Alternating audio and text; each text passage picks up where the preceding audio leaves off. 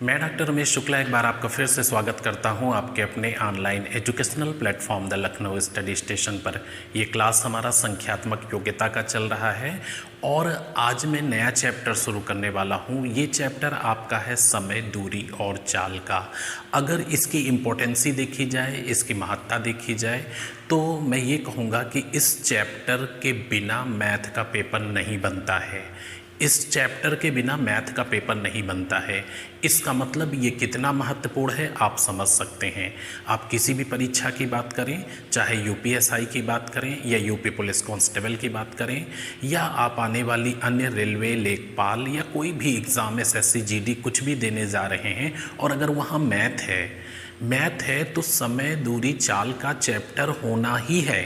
इसके अभाव में मैथ का पेपर नहीं बनता है। बहुत ही महत्वपूर्ण है और यूपीएसआई 2017 के पेपर का अवलोकन करिए, इसमें 2 से 3 हर पेपर में सवाल पूछे गए हैं। अच्छा, बेसिकली चैप्टर में हमने जो टाइटल लिया है वो समय, दूरी, चाल लिया है, लेकिन इसी चैप्टर के अंतर्गत आपको पढ़ना क्या है, क्योंकि ये कहीं से ऐसा ना हो कि नहीं ये चैप्टर है नहीं। तो आपको फिर से अवगत करा दूं कि जो समय, दूरी, चाल हम पढ़ रहे हैं तो इसमें देखिए 3 बातें करेंगे। एक तो समय, दूरी, चाल के बारे में बेसिक बातें करेंगे। समय, दूरी, चाल।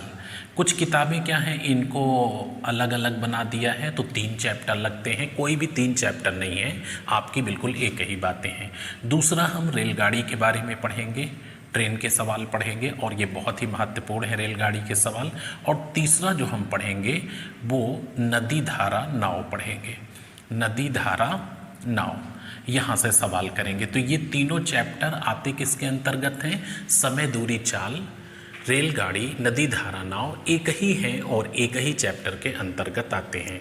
तो ये चैप्टर हमारे लिए बहुत ही महत्वपूर्ण होने वाला है। एक बार अगर आप कंसंट्रेट कर लेंगे तो दोबारा इसमें आपको कुछ भी नहीं करना पड़ेगा और बहुत ही तेज़ी से, बहुत ही ईजी से यहाँ से आंसर दे पाएंगे। सबसे पहली चीज़ आप देखिए, कंसेप्ट पे बात करेंगे तो समय की अगर बात की जाए, टाइम की, तो समय की यहाँ पे जो यूनिट प्रयोग होगी, जो फ्लुएंट यूनिट प्रयोग होती हैं यानी सबसे ज़्यादा प्रयोग होती हैं, वो 2 यूनिट हैं। जो समय की सबसे छोटी यूनिट है यानी सेकंड, और दूसरी यहाँ पे जो सबसे ज़्यादा प्रयोग होती है वो आवर्स है यानी घंटा। जो कम यूनिट प्रयोग होती है वो मिनट है। मिनट हो सकता है रेयरेस्ट केस में प्रयोग किया जाए, बहुत ज़्यादा मामलों में मिनट नहीं प्रयोग किया जाता है। अगर मिनट प्रयोग भी किया गया है तो उसे हम सेकंड में कन्वर्ट कर लेते हैं। तो अगर हम मिनट को 60 से मल्टीप्लाई कर देंगे तो किस में कन्वर्ट हो जाएगा? सेकंड में कन्वर्ट हो जाएगा। तो यहाँ पे या तो मिनट में यूनिट प्रयोग नहीं की जाती है और या फिर उसको हम सेकंड में कन्वर्ट कर लेते हैं। कहीं रेयर मामले में अगर प्रयोग की गई है तो उस पर कंसीडर करेंगे और मौके पे ही देखेंगे। उसके बाद दूसरी चीज़ यहाँ पे दूरी आती है, और दूरी जो है वो सिर्फ 2 यूनिट में प्रयोग होती है। छोटी यूनिट यहाँ पे मीटर की है और बड़ी यूनिट आपकी है किलोमीटर की। तो ये 2 यूनिट यहाँ पे दूरी में प्रयोग होंगी। अगर 1000 मीटर हो जाएंगे तो ये 1 किलोमीटर के बराबर कंप्लीट हो जाएगा। तो 1000 मीटर 1 किलोमीटर के बराबर होता है। और यहाँ पे जो इस चैप्टर में चाहे यहाँ हो, यहाँ हो, यहाँ हो, कहीं भी प्रयोग किया जाएगा तो या तो मीटर होगा या किलोमीटर होगा। तो 1000 मीटर 1 किलोमीटर के बराबर होते हैं। इसके बाद हम चाल पे बात करेंगे। तो चाल की डेफिनीशन पहले देखते हैं। अगर आपसे पूछा जाए कि स्पीड क्या है, चाल क्या है, तो चाल की डेफिनीशन याद रखिएगा कि इकाई समय में, इकाई समय का मतलब क्या है? Unit time. इकाई समय का मतलब होता है इन यूनिट टाइम। इकाई समय में चली गई दूरी को चाल कहते हैं। इन यूनिट टाइम चाल कहते हैं। इकाई समय में चली गई दूरी को चाल कहते हैं। अगर आपसे कोई ये कहता है कि 5 घंटे में एक व्यक्ति 300 किलोमीटर चलता है, 5 घंटे में 300 किलोमीटर, तो ये टाइम है और ये डिस्टेंस है, स्पीड नहीं है। स्पीड आपको बताना है तो स्पीड इक्वल टू हो जाएगा डिस्टेंस अपॉन टाइम, और ये आ जाएगा 60 किलोमीटर पर आवर। तो तो स्पीड जो होगी वो आपकी या तो 1 सेकंड में मेंशन होगी या फिर 1 घंटे में मेंशन होगी। 30 सेकंड में चली गई दूरी को चाल नहीं कहते हैं, 50 सेकंड में चली गई दूरी को चाल नहीं कहते हैं। वो फिर क्या हो जाएगा, समय और डिस्टेंस हो जाएगा। और अगर डिस्टेंस को टाइम से डिवाइड कर दोगे तो इन यूनिट टाइम निकल आएगा इकाई समय में। अगर कोई 1.25 घंटे में कोई सफ़र तय कर रहा है तो ये स्पीड नहीं है, सवाल ये उठता है कि वो 1 घंटे में कितना सफ़र तय कर रहा है। तो फिर से क्लियर करिएगा कि इकाई समय में चली गई दूरी को हम चाल कहते हैं। तो ये 3 बातें यहाँ पे आपने क्लियर किया, समय, दूरी और चाल। और अगर ये 3 पॉइंट आपके बिल्कुल समझ में आ गए हैं तो ये इसी फॉर्मेट में आपके पेपर में रहेंगे। अच्छा, अगला पॉइंट हम डिस्कस आपसे करते हैं कि समय दूरी चाल को कैसे कन्वर्ट करते हैं आपस में और क्यों कन्वर्ट करते हैं। क्योंकि अगर किसी चीज़ की हम गणना कर रहे हैं, एक चीज़ ध्यान रखिएगा आप लोग, अगर ये पहला वीडियो आपने धैर्य के साथ पेन पेपर लेकर के नहीं देखा तो 2 से लेकर के और 10 तक आपको नहीं आएगा। ये आपकी जिम्मेदारी है, यानी पहला वीडियो आपको कंसंट्रेट करके देखना ही देखना है। तो अगला पॉइंट मैं डिस्कस करने जा रहा हूँ आपसे, इसको स्पीड को या टाइम को या डिस्टेंस को कन्वर्ट कैसे करते हैं और क्यों कन्वर्ट करते हैं, इन दोनों चीज़ों पे। सबसे पहले क्यों कन्वर्ट करते हैं इस पे बात करेंगे और फिर कैसे कन्वर्ट करते हैं इस पे बात करेंगे। आप यहाँ पे देखिए पहला पॉइंट, जब दूरी मीटर में तथा समय सेकंड में दिया हो, जब दूरी मीटर में तथा समय सेकंड में दिया हो, ठीक है, आराम से लिखिएगा। जब दूरी मीटर में तथा समय सेकंड में दिया हो, ठीक है, पूरा लिख देता हूँ, तथा समय यानी टाइम सेकंड में दिया हो। जब दूरी मीटर में तथा समय सेकंड में दिया हो तो चाल को यानी स्पीड को मीटर प्रति सेकंड में कन्वर्ट करेंगे। क्लियर हो गए, मीटर प्रति सेकंड में बदल लेंगे, कन्वर्ट कर लेंगे, बदल लेंगे। ये लाइन इस चैप्टर का आधार है। अगर ये नहीं क्लियर है तो फिर आगे फिर स्थिति खराब हो जाएगी।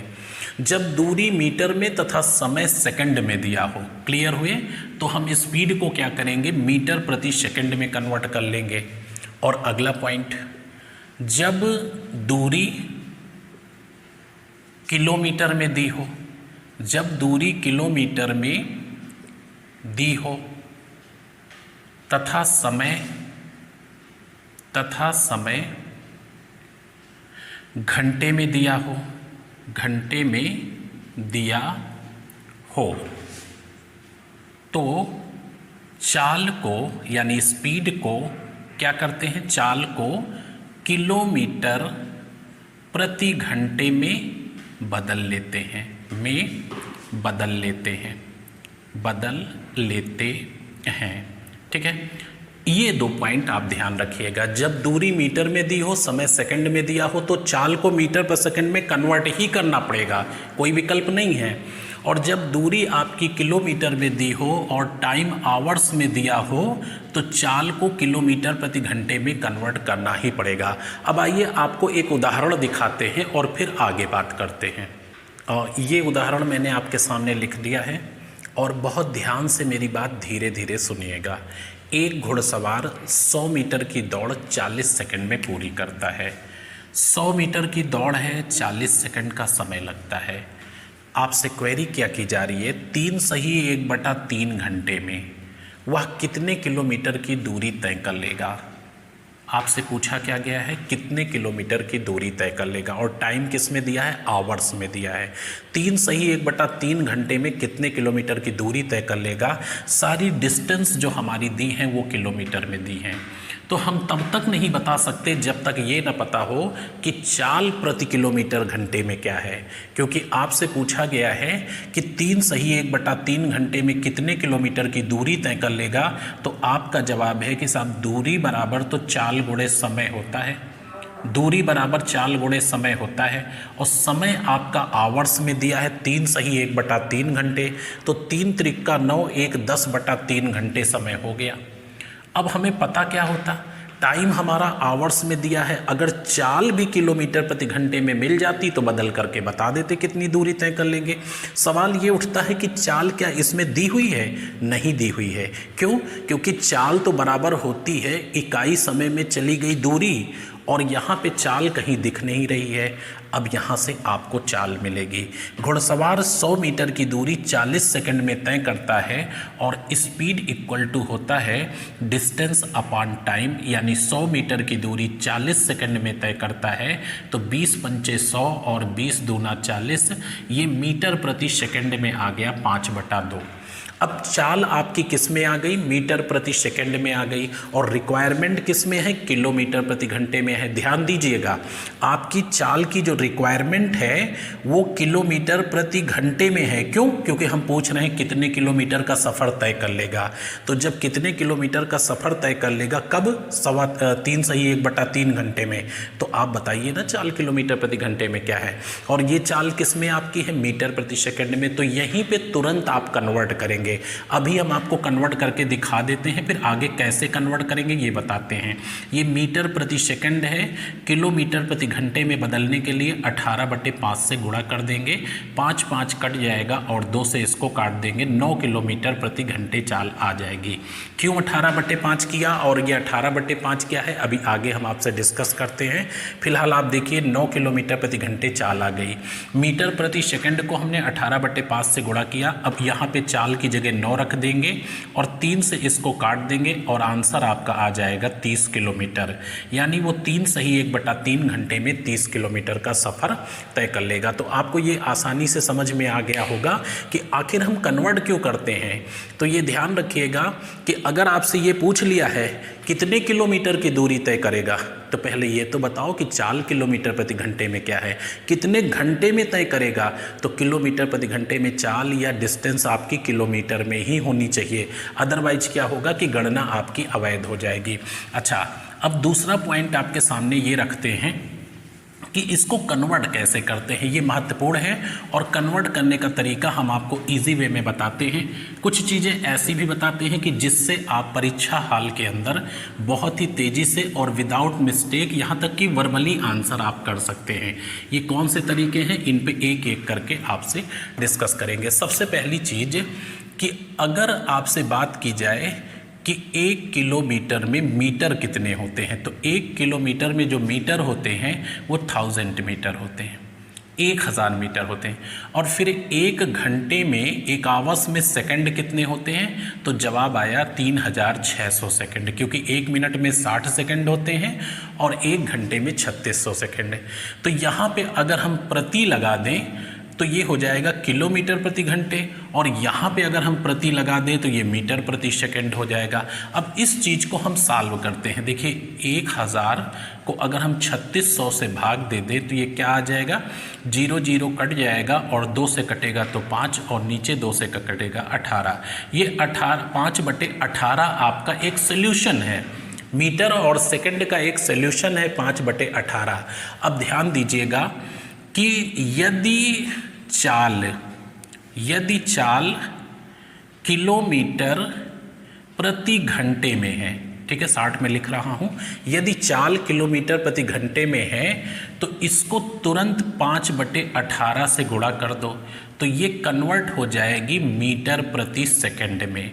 अगर चाल किलोमीटर प्रति घंटे में है तो 5/18 से गुणा कर दो, मीटर प्रति सेकंड में कन्वर्ट हो जाएगी। ये थोड़ा सा रेडीमेड हो जाता है कि परीक्षा में तेज़ी से आंसर दे पाएंगे, और ये सब लिखने का टाइम नहीं होता है वहाँ पे।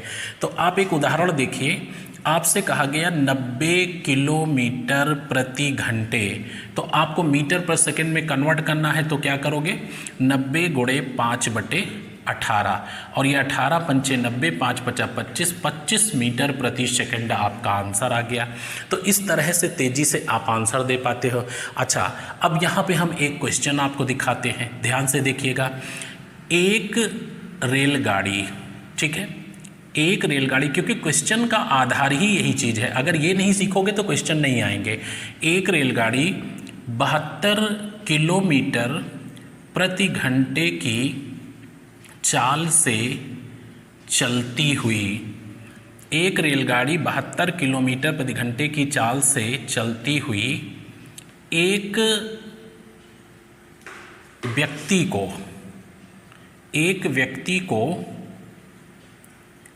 20 सेकंड में पार कर गई। 20 सेकंड में पार कर गई। ठीक है, एक रेलगाड़ी 72 किलोमीटर प्रति घंटे की चाल से चलती हुई एक व्यक्ति को 20 सेकंड में क्रॉस कर गई। रेल की लंबाई क्या है? रेलगाड़ी की लंबाई क्या है?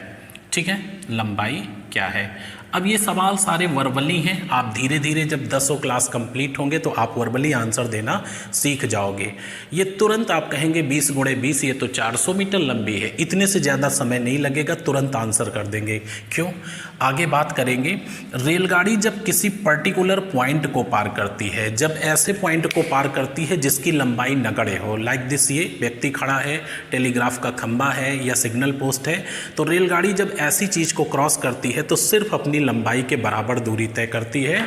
और यहाँ पे दूरी से तात्पर्य है चाल गुणे समय से।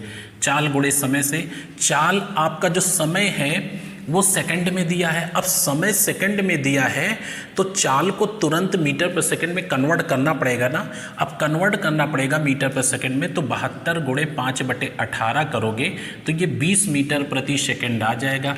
अब 20 मीटर प्रति सेकंड की चाल से चलते हुए 20 सेकंड में 400 मीटर की डिस्टेंस तय कर लेगी और यही रेलगाड़ी की लंबाई होगी। तो आप देखिए कितने ईजी वे में चीज़ों को आप बता सकते हैं।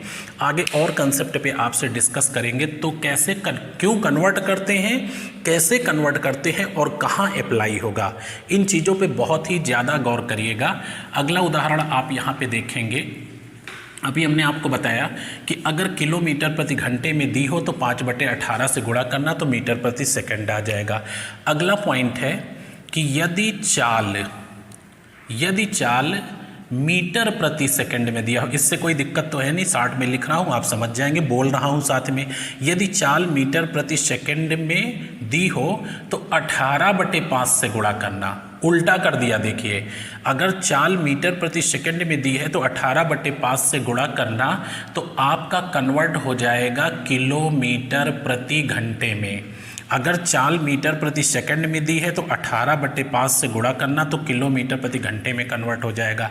एग्जाम्पल देखिए, यहाँ पे दिया हुआ है 15 मीटर प्रति सेकंड और इसको कन्वर्ट करना है किलोमीटर प्रति घंटे में, तो क्या हो जाएगा 15 × 18/5 कर देंगे तो 5 तिहाई 15, 18 तिहाई 54 किलोमीटर प्रति घंटे। ये आपका इजी वे में कन्वर्ट हो गया। अच्छा, कुछ लोगों को इसको भी बीमारी होती है कि कभी 5/18 रख देते हैं, कभी 18/5, और हो सकता है डिजिट ऐसी हो कि कैलकुलेट हो जाए तो गलत आंसर दे दे। तो इस बीमारी को ठीक करने का एक उपाय बताते हैं आपको। यहाँ ध्यान से देखिएगा, हालांकि ये इतना भूलने वाली चीज़ नहीं है। किलोमीटर प्रति घंटे को 5/18 करिए मीटर पर सेकंड और मीटर पर सेकंड को 18/5 करिए, किलोमीटर प्रति घंटा हो जाएगा। अच्छा, आप देखिए इसमें 5/18 मैंने लिख दिया है और फिर 18/5 लिख दिया है। ये दो संख्याएं समझ लीजिए, इसमें छोटी संख्या कौन सी है और बड़ी संख्या कौन सी है ये तो आपको पता है। ये छोटी संख्या है और ये बड़ी संख्या है। अब ये छोटी संख्या हो गई और ये बड़ी संख्या, ये क्लियर हो गया। अब इसमें बताइए किलोमीटर प्रति घंटा और मीटर प्रति सेकंड में कौन सी यूनिट छोटी है, कौन सी बड़ी है? जाहिर सी बात है किलोमीटर प्रति घंटा बड़ी यूनिट है और मीटर पर सेकंड छोटी यूनिट है। क्लियर हुए? इसमें छोटा बड़ा क्या है? 18 बड़ा है, 5 छोटा है, और इसमें ये बड़ा है और ये छोटा है। जब बड़े वाले में कन्वर्ट करना हो, जब बड़े वाले में बदलना हो तो बड़ा वाला हमेशा ऊपर, जब बड़े वाले में बदलना हो तो बड़ा वाला हमेशा ऊपर। देखो, बड़े वाले में बदलना था हमें, बड़ा वाला ऊपर, और जब छोटे वाले में बदलना हो तो छोटा वाला ऊपर हमेशा। क्लियर हो गए? अभी मान लीजिए हमने आपसे कहा कि 10 मीटर प्रति सेकंड है, किलोमीटर प्रति घंटे में बदलो, तो बड़े वाले में बदलना है ना आपको। किलोमीटर प्रति घंटे का मतलब बड़े वाले में बदलना है, तो बड़ा वाला ऊपर रख दो। 18/5 36 किलोमीटर प्रति घंटे हो गया। फिर हमने कहा आपसे मान लीजिए कोई भी चाल दे देता हूँ कि यहाँ पे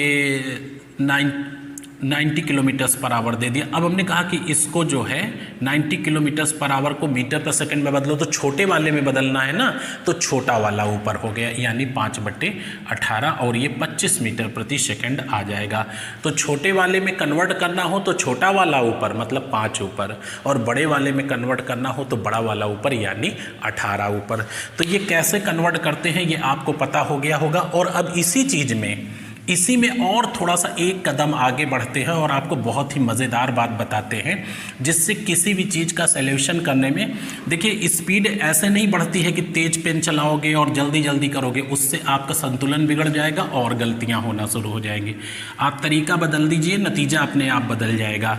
तो इसी को कन्वर्ट करने का एक और तरीका आपको बताते हैं।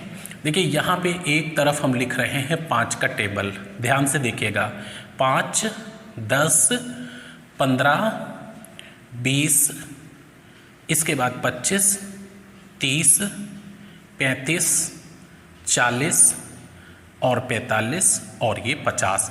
क्योंकि होता क्या है, कोई भी व्यक्ति हो, हम हैं, आप हैं, हमेशा एक रिलेवेंट बात को लेकर के चलेंगे। मान लीजिए आप हमारे सामने बैठे हैं, मैं टीचर हूँ, पढ़ा रहा हूँ, और मैथ का एक क्वेश्चन आप सर झुका करके लिख रहे हैं, और एक मैथ का क्वेश्चन मैंने बोलना शुरू किया और मैंने कहा एक कार चालक 4000 किलोमीटर प्रति घंटे की चाल से, तो आप सर उठा के हमारी तरफ जरूर देखोगे। क्यों? क्योंकि मैंने अप्रासंगिक बात कर दी, अनरिलेवेंट बात कर दी। 4000 किलोमीटर प्रति घंटे की चाल से कोई कार नहीं चलाता है।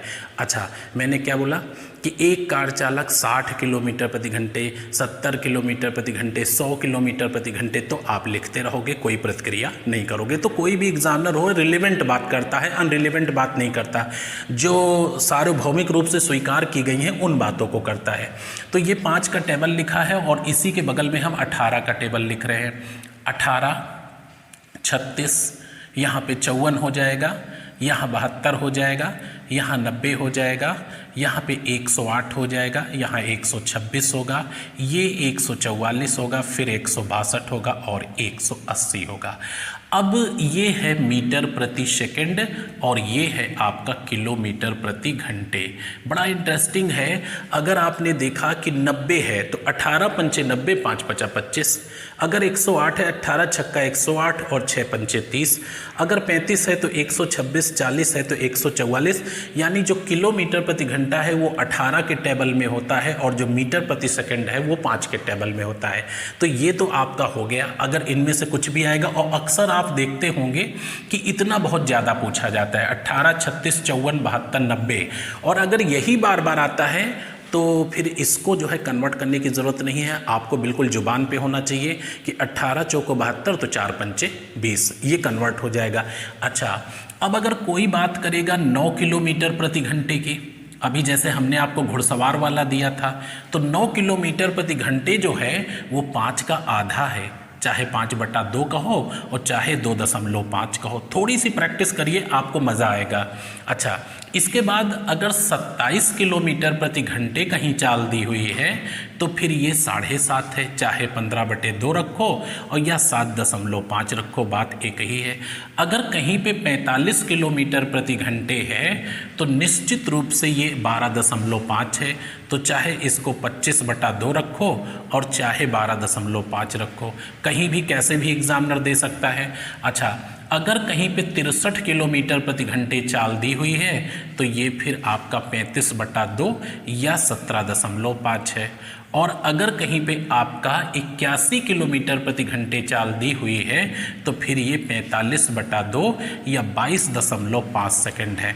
अब बड़ा इंटरेस्टिंग मैटर है और यहाँ से खूब सवाल पूछे जाते हैं। अगर इसको आपने समझ लिया और इसको एक बार, ये 5 और 18 का टेबल है, और फिर अगर आपने कहा कि 5 और 18 के टेबल में 45 कहाँ आता है, तो 90 आता है ना, 45 नहीं आता है, 90 आता है, और 90 का आधा 45 होता है, तो फिर आपका 25 का आधा 12.5 होता है। मतलब दोनों चीज़ को बैलेंस बना करके चलिए और इन चीज़ों से हमारी स्पीड मेंटेन होती है। आइए मैं आपको एक उदाहरण दिखाता हूँ। ये उदाहरण आपके सामने लिखा है और देखिए कैसे इसका आंसर देंगे। 45 किलोमीटर प्रति घंटे की चाल से चलती हुई 350 मीटर लंबी रेलगाड़ी पटरी के किनारे खड़े व्यक्ति को कितनी देर में पार कर जाएगी। जब रेलगाड़ी किसी व्यक्ति को पार करती है, अभी आगे डिटेल में आपको रेलगाड़ी का कंसेप्ट बताएंगे, फिलहाल ऐसे ही सुनिए। 45 किलोमीटर प्रति घंटे की चाल से चलती हुई 350 मीटर लंबी रेलगाड़ी पटरी के किनारे खड़े व्यक्ति को कितनी देर में पार कर जाएगी। आपसे क्या पूछा है? समय। और समय क्या होता है? ये दूरी बटे चाल होता है। रेलगाड़ी जब किसी व्यक्ति को पार करती है तो अपनी लंबाई के बराबर दूरी तय करती है। 350 मीटर यानी दूरी की यूनिट क्या है? दूरी की यूनिट जब मीटर में है तो चाल को मीटर पर सेकंड में बदलोगे ना। दूरी जब आपकी मीटर में है तो चाल को मीटर प्रति सेकंड में कन्वर्ट करोगे। कभी भी नीचे 45 नहीं रख सकते हो, तुरंत मीटर पर सेकंड में। तो क्यों कन्वर्ट करते हैं ये अब धीरे धीरे आपको पता चल रहा होगा। 45 तो नहीं दिया इसमें, 90 का आधा 45 होता है, तो 25 का आधे कितना हो गया? 25/2 हो गया। 25 नीचे रख दीजिए, 2 ऊपर ले लीजिए, 5 से काट दीजिए, 5 सते 5 × 25 हो गया, 5 सते 35 हो गया, 5 से काट दीजिए 14 हो गया, 14 दूनी 28 सेकंड में पार कर जाएगी। तो आप देखिए कितने साधारण तरीके से आप बता सकते हैं और यहाँ पे जरा सा भी कहीं आपको कन्फ्यूज़न नहीं होगा। अच्छा, अगला पॉइंट आपसे डिस्कस करेंगे जो इसके बेसिक फार्मूले हैं और इनमें रिलेशन है। ये चीज़ें दोनों एकदम स्पष्ट रखिएगा। इसका जो शुरुआती क्लास होगा भले ही बड़ा हो जाए, लेकिन पूरे धैर्य के साथ देखिएगा और चीज़ों को नोट करिएगा। अगर आप इसको धैर्य के साथ देख लेते हैं और नोट कर लेते हैं तो यकीन मानिए इसमें आपसे बेहतर कोई कर ही नहीं सकता इस चैप्टर को। अच्छा, अगला पॉइंट हम आपसे डिस्कस करेंगे इसके बेसिक फार्मूलों पर। तो बेसिक फार्मूले हैं क्या, ये सब कोई परिचित है इससे। सबसे पहली चीज़ दूरी। तो दूरी जो बराबर होती है ये चाल गुणे समय के होती है, राइट। चाल गुणे समय के होती है। दूरी बराबर चाल गुणे समय होता है। ये चीज़ आप क्लियर रखिएगा। और अगर दूरी निश्चित हो, यहाँ पे देखिए, यदि दूरी निश्चित हो तो एक मॉडिफाइड फार्मूला, यदि दूरी निश्चित हो, ठीक है, तो ये बराबर हो जाएगा S1T1 बराबर S2T2। अब S1T1 बराबर S2T2 क्या है, इसकी ज़रूरत बहुत ज़्यादा पड़ेगी। जब दूरी निश्चित हो, स्पीड और ये टाइम, तो पहली स्पीड गुणे पहला टाइम बराबर दूसरी स्पीड गुणे दूसरा टाइम। तो दूरी बराबर चाल गुणे समय होता है, बट अगर दूरी निश्चित हो तो S1T1 बराबर S2T2 होता है। इसके बाद आप देखिए चाल बराबर क्या होता है। तो चाल बराबर होता है दूरी बटे समय। चाल बराबर होता है दूरी बटे समय। अच्छा, अब अगर यही चीज़ आपसे यहाँ पे कह दें कि यदि चाल निश्चित हो, यानी स्पीड फिक्स हो, यदि चाल निश्चित हो, तो अगर चाल निश्चित है तो ये बराबर हो जाएगा D1 बटे T1 बराबर D2 बटे T2, यानी पहली दूरी बटे पहला समय बराबर होता है दूसरी दूरी बटे दूसरा समय। और तीसरा फार्मूला आपका है समय से संबंधित। अगर समय आपको फाइंड आउट करना है तो ये किसके बराबर होगा, दूरी बटे ये चाल के हो जाएगा। अब यही चीज़ यहाँ पे अप्लाई हो जाती है कि यदि समय निश्चित हो, ठीक है, इसके सारे उदाहरण आपको बताएंगे। यदि समय निश्चित हो, तो अगर समय निश्चित है तो ये बराबर हो जाएगा D1 बटे S1 स्पीड, D1 बटे S1 बराबर D2 बटे S2 हो जाएगा। यानी पहली दूरी बटे पहली चाल बराबर दूसरी दूरी बटे दूसरी चाल। तो इन फार्मूलों की सबसे ज़्यादा ज़रूरत आपको पड़ेगी और ये तो बहुत ज़्यादा आपको ज़रूरत पड़ेगा। इसको मैं आपको बताऊंगा कि कहाँ कहाँ पे अप्लाई कर सकते हैं। तो ये बेसिक फार्मूले हैं, इन पे आप कमांड रखिएगा।